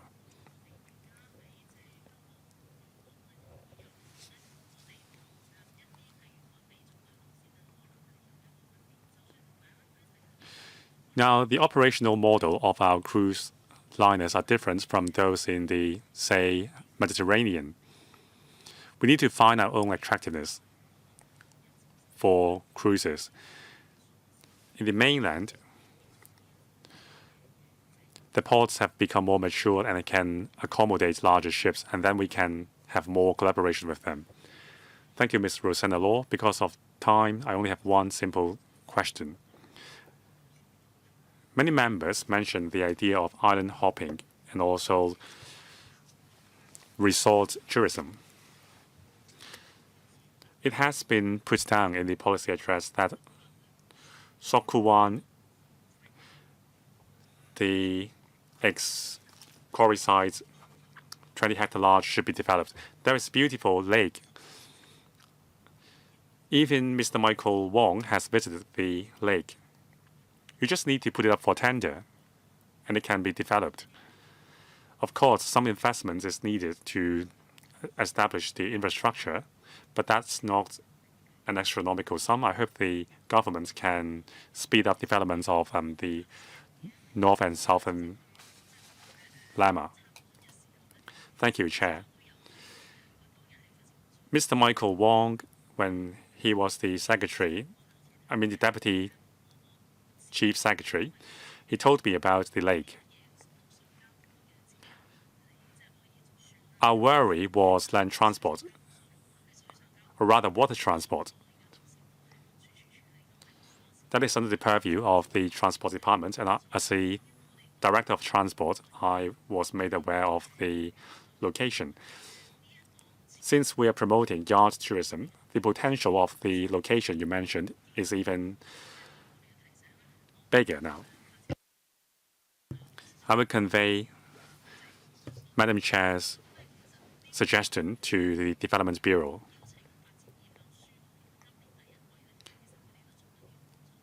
In the first quarter this year, the Development Bureau is going to invite expression of interest for developing the site.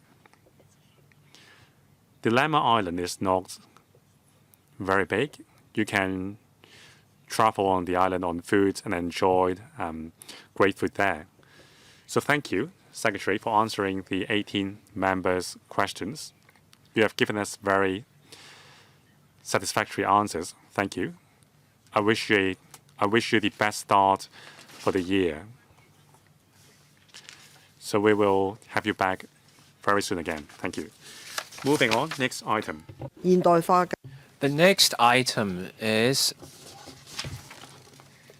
modernization of government dockyard. Let's invite the officials to join us. Members who wish to speak, please press the button now.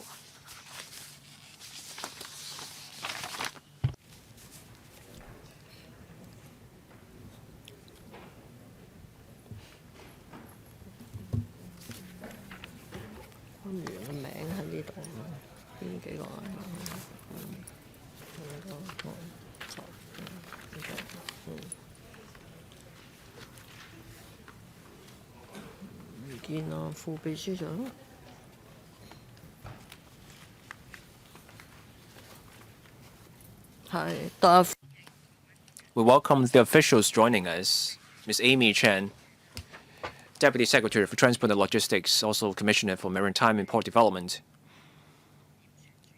Mr. Xiang Datian, Senior Surveyor. Now, we're almost out of time, so please be brief. How long is your PowerPoint? It's just a few slides. It will take a few minutes. 4 members are in the lineup, so please be brief. Just be brief. Thank you, Madam Chair.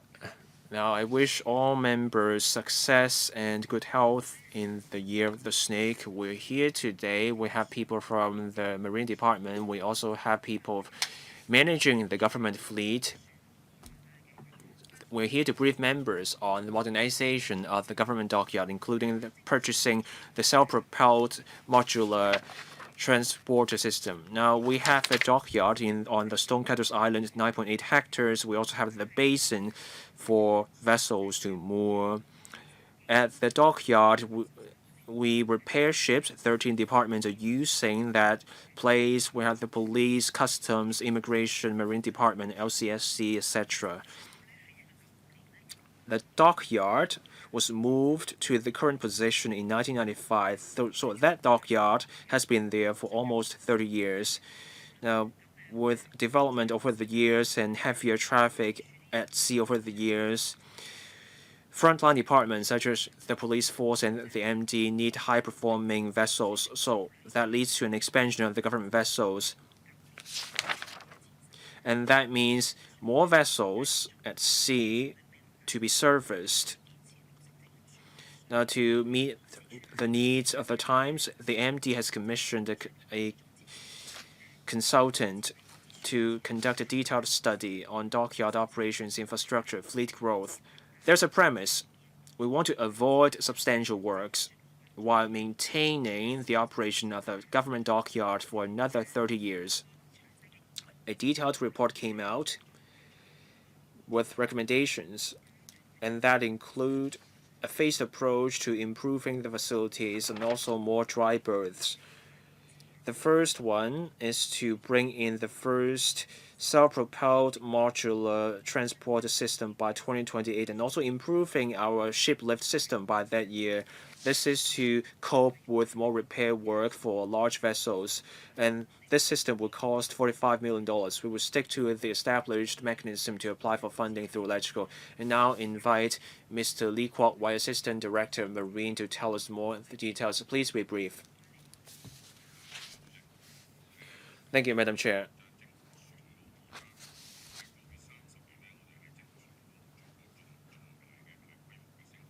We haven't had any major upgrading at the dockyard for 30 years.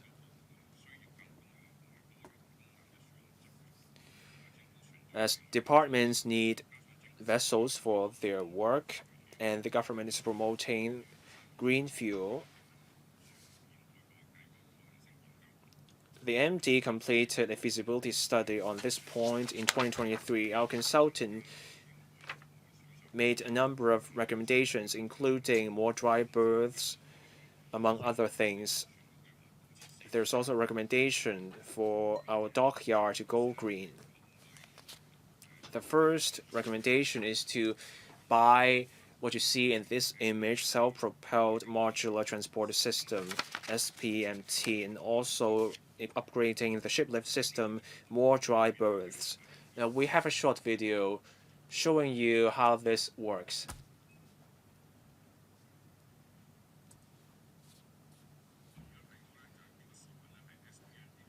This is how the SPMT works. This system lifts the vessel. The merit is that you can move the vessel on ground. There's free movement. The wheels can turn so that you can move the vessel to wherever you want. You can move the vessel to a dry berth. No site constraint, and this means more flexible and safer operation. So this is how the system will work. You move the vessel to the ship lift system.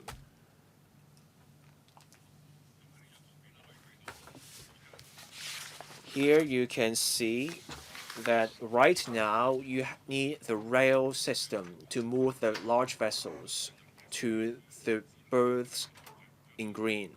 With the SPMT, the large vessels can also be repaired at the berths in orange.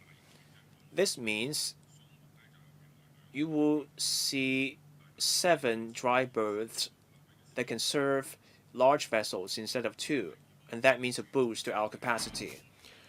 The second proposal is to have mooring dolphins and lighters so that we have more mooring spaces. This is the layout of the current dockyard. We still have enough berthing spots, but with more large vessels to be delivered by 2030, we will hit the saturation point in 2030, and that means repair and sheltering will be affected. That's why the consultant recommended either adding mooring dolphins or removing current moving dolphins so that we can have larger space that can avoid double or triple berthing. The Marine Department is talking to relevant departments about the work details. We don't have any further details to share at the moment. Now, on going green, the MD proposes installing photovoltaic panels on the rooftop of Block B and also installing LED lights to replace the current outdoor lighting system. That's all from me. Thank you. Thank you, Madam Chair. 5 members are waiting to speak. Mr. Chen Xiu-hong, Ms. Eunice Yong, Mr. Stephen Ho, Mr. Eric Yim, Mr. Frankie Yik. Let's do 3 minutes per member. We're almost out of time. Mr. Chen. Thank you, Madam Chair. This proposal covers a few things. The main one is the SPMT to improve efficiency. Price tag $45 million. I know our dockyard is old. Now, based on the action plan on green maritime bunkering, the government wants to go green with its government fleet. Those vessels will switch to green fuel, and that means larger vessels. That's why our dockyards need to be upgraded. New facilities are needed. Now, the price tag is $45 million. I know how the SPMT works. I'm looking at the paper. Do we have similar dockyards in the rest of the GPA where our ships can use, so we can save the money? The paper also says if we invest $45 million in this system, starting from and then in 2028 to 29, we will also incur $4 million in recurrent expenditure. But there will also be cost avoidance, $5 million per year. So we are saving roughly $1 million a year. We will need 45 years before the system pays for itself. So can we work with the rest of the GBA for a more cost-effective outcome? Why do we need to buy our own system? That's my question. Who will take the question, please? Director of Marine.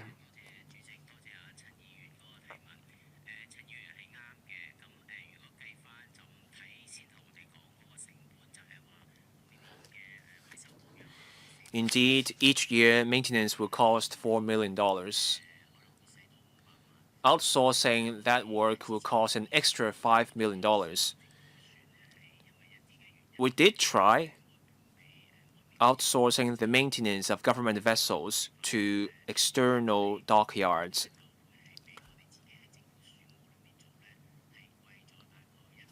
That cost an extra 100%, meaning doubling the cost. That also involves regulatory problems because the government should remain in control of its own vessels. When you have your government vessel repaired in an external dockyard, there are security issues.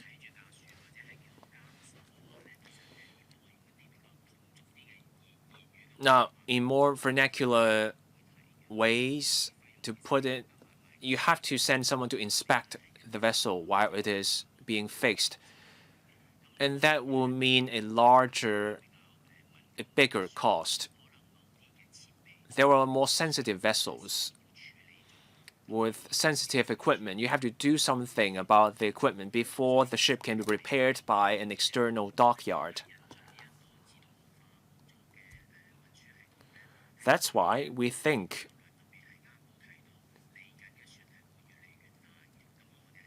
given that we will see larger vessels down the road, we need a flexible transport system that will allow us to fix larger vessels at the government dockyard. Ms. Eunice Yong.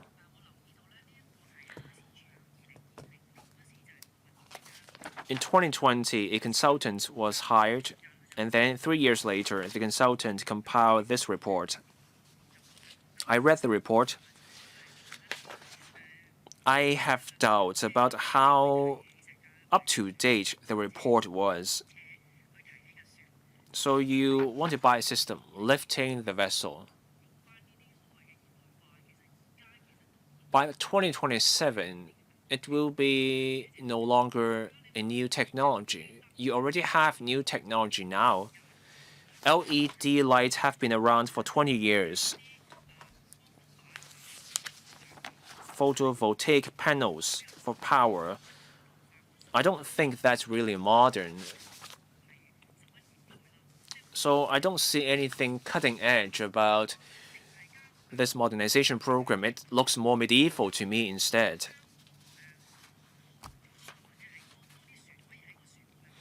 Now, the MD wants to allow more vessels to be repaired at the dockyard. That shouldn't have warranted a 3-year study by a consultant. How much did we pay for this modernization consultancy report? I don't know how to make sense of it.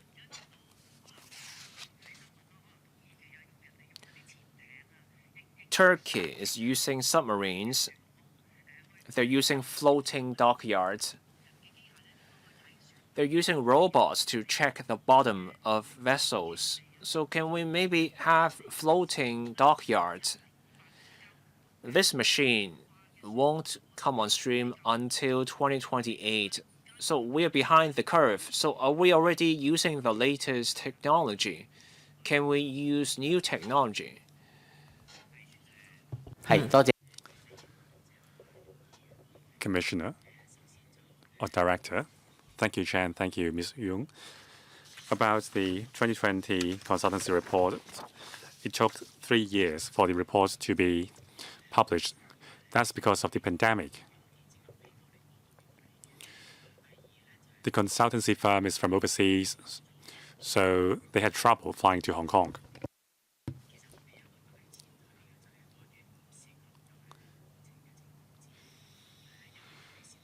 The premises of the study was that no major works is involved. Now, the entire site is some 8.3 hectare large. Together with the supporting site, it is just 18 hectare or 20 hectare in size. We're not trying to rebuild the dockyard from scratch or add state-of-the-art facilities to the dockyard. On the premises that no significant works is invoked. In other words, on the premises of cost saving, we would like to extend the operational life of the dockyard to, say, 2027 or 28, until it can no longer cope with the growth of large vessels in the government's fleet. We hope that with the study and the implementation of its measures, we can extend the operational life of the dockyard by 30 years. That's the whole point of the study. In terms of modernization of the dockyard,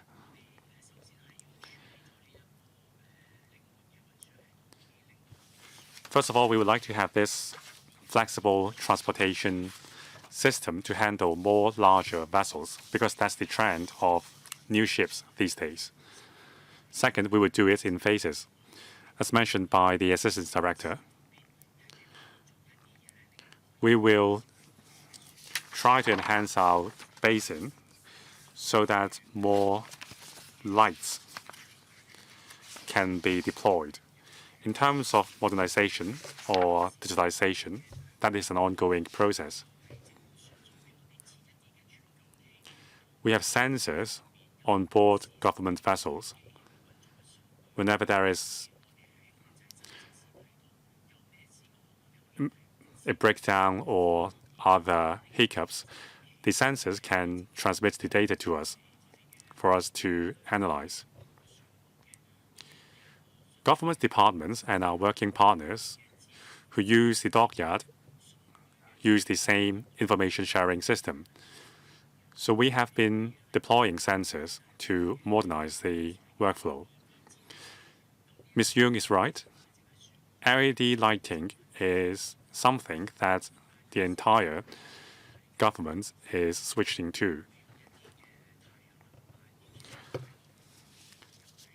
Now, the consultancy report also quantify the energy saved by deploying photovoltaic panels. Thank you. Chair, allow me.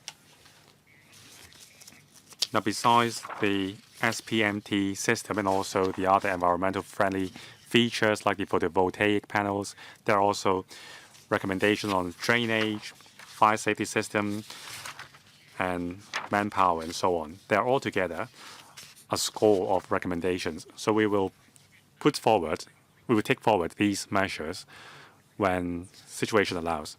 Well, I'm not an expert, but I have paid visits to smart ports. I really hope that we can have a smart and automated system. So I hope that this will be included in future studies.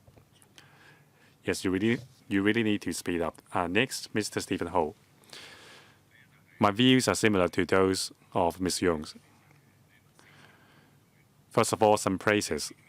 You are just asking for $45 million compared with other modernization programs, which ask for $1 billion. You have exercised restraint. So you gave us a grand picture. We thought that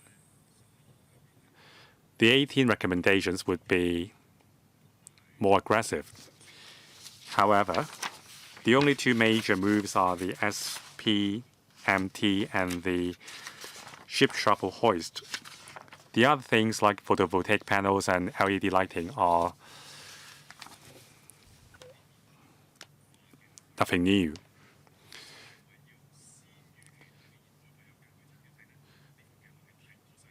So this plan is not forward-looking at all because you are just catching up with the neglect over the past 3 decades.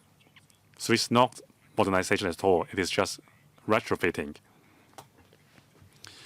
Now, going back to the SPMT,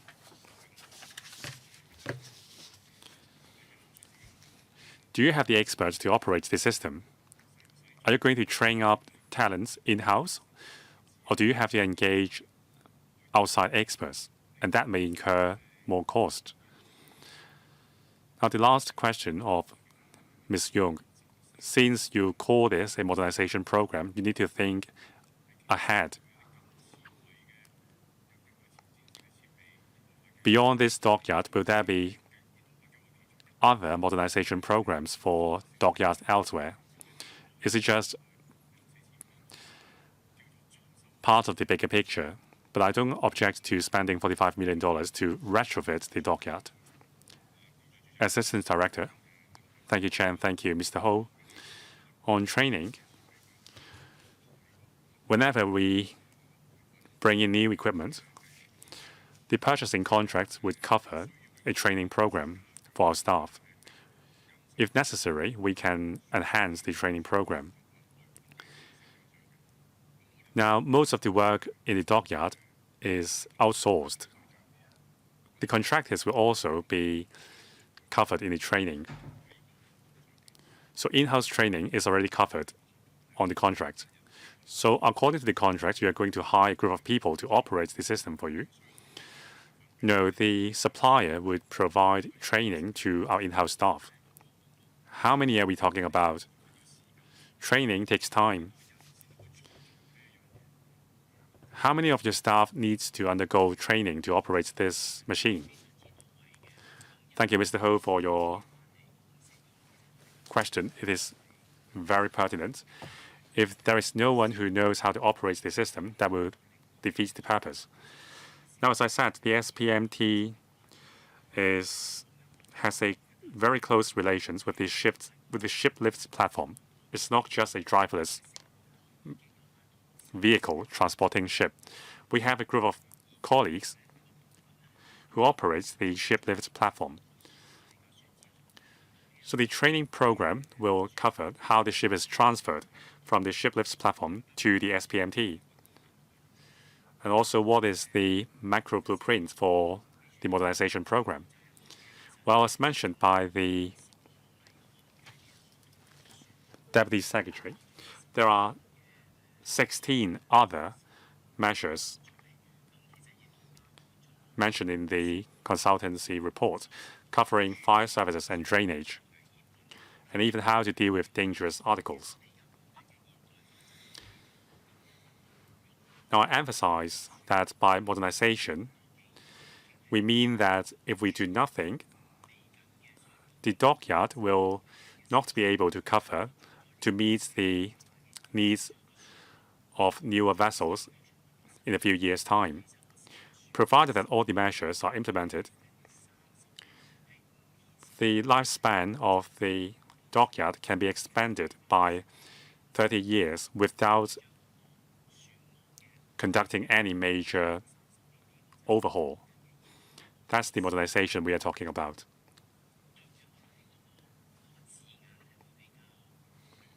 My apologies, maybe the modernization is rather misleading, but that's what we actually mean. In the interest of time, I have to extend the meeting by 15 minutes. We still have one item on the agenda, action plan on green maritime fuel bunkering. Members,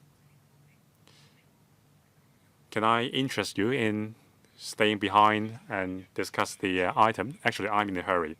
Well, can we postpone the item to the next meeting, because that's very important. We have 3 items already in the next meeting, but let's see. Maybe we can extend the meeting a bit. The discussion in the first item was too passionate, so I will extend the meeting by 15 minutes first. Mr. Yim Kong. Thank you, Chair. Also thank the Commissioner, or rather the Director, for your explanation and report. Now, following up on Mr. Chan's question, how do we strike a balance between in-house maintenance and outsourcing?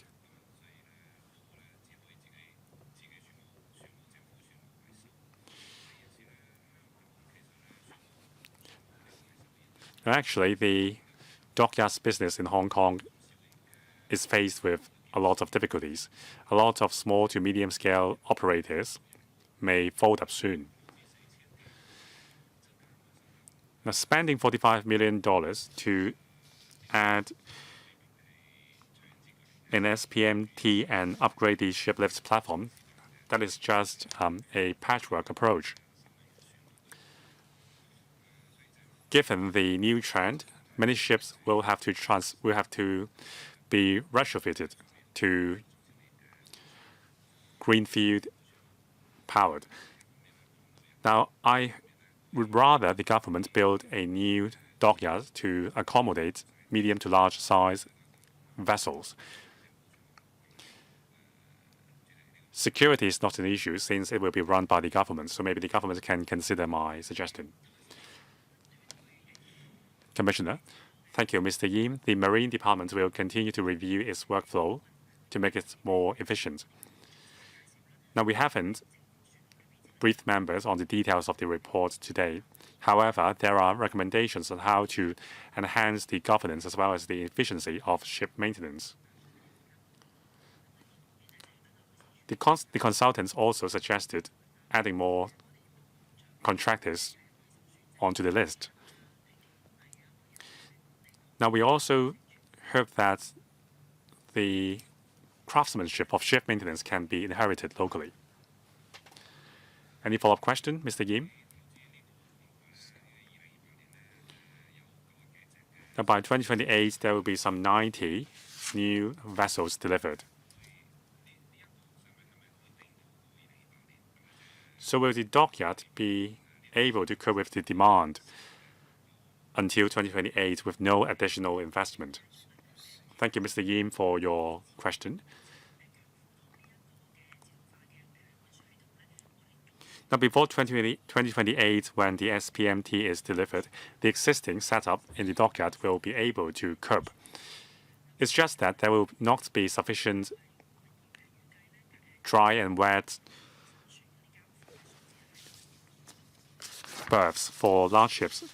So with the addition of the SPMT, the dockyard can last until 2050. Next, Mr. Frankie Yik. Thank you. I think this item is closely related to the subsequent item. I'm pleased to see that the government is taking the lead in migrating to green maritime fuel. Now, if a ship uses methanol as fuel, the tank has to be larger, so ships will naturally be larger in the future. So we need more larger berthing spaces. So this is not modernization at all, in my opinion. You should have called it a program for enhancing the capacity of the government's dockyard. True, with the SPMT, the capacity of the dockyard will be enhanced, so I support the program.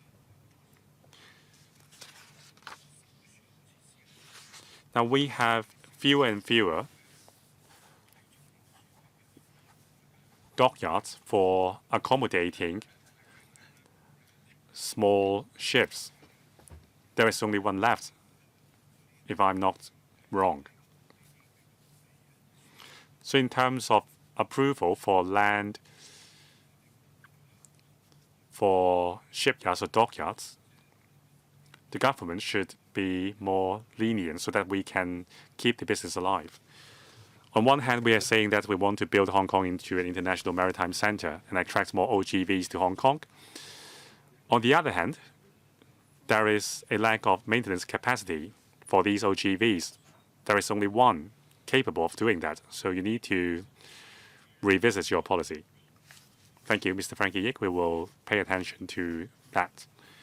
Any follow-up questions? No, I support the program. Lastly, Mr. Perry Yu. Thank you, Chair. I have some praises for the Marine Department. So the paper is called Modernization Program of the Government's Dockyard.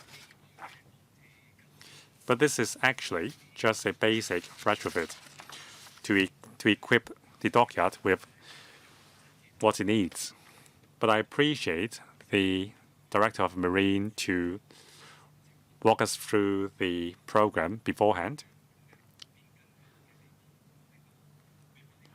and update us on the situation so that even before the meeting, I was well aware of the contents of the program. If $45 million can extend the lifespan of the dockyard by 30 years, it seems legit.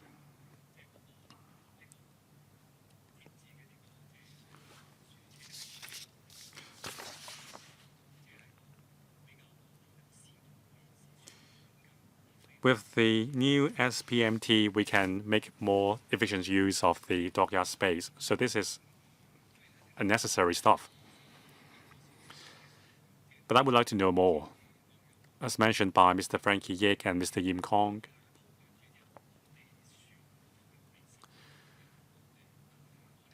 we are very concerned about the availability of maintenance service for vessels. The government is promoting yacht tourism. Like Mr. Frankie Yik said, for smaller yachts, we have the capacity to maintain them and repair them. But for larger yachts, they have to be towed to mainland ports for repair. Now, can the government make this a real modernization program so that the government's dockyards can provide maintenance services for a fee to the private vessels? At the same time, we can ensure that the craftsmanship of ship repairing can be inherited, because after all, we are a city by the sea. Thank you. I thank Mr. Yu for his questions. Now, on the manpower and equipment of the government dockyard, the dockyard is primarily there to serve the government's fleet. We don't have plans to entertain external repair requests.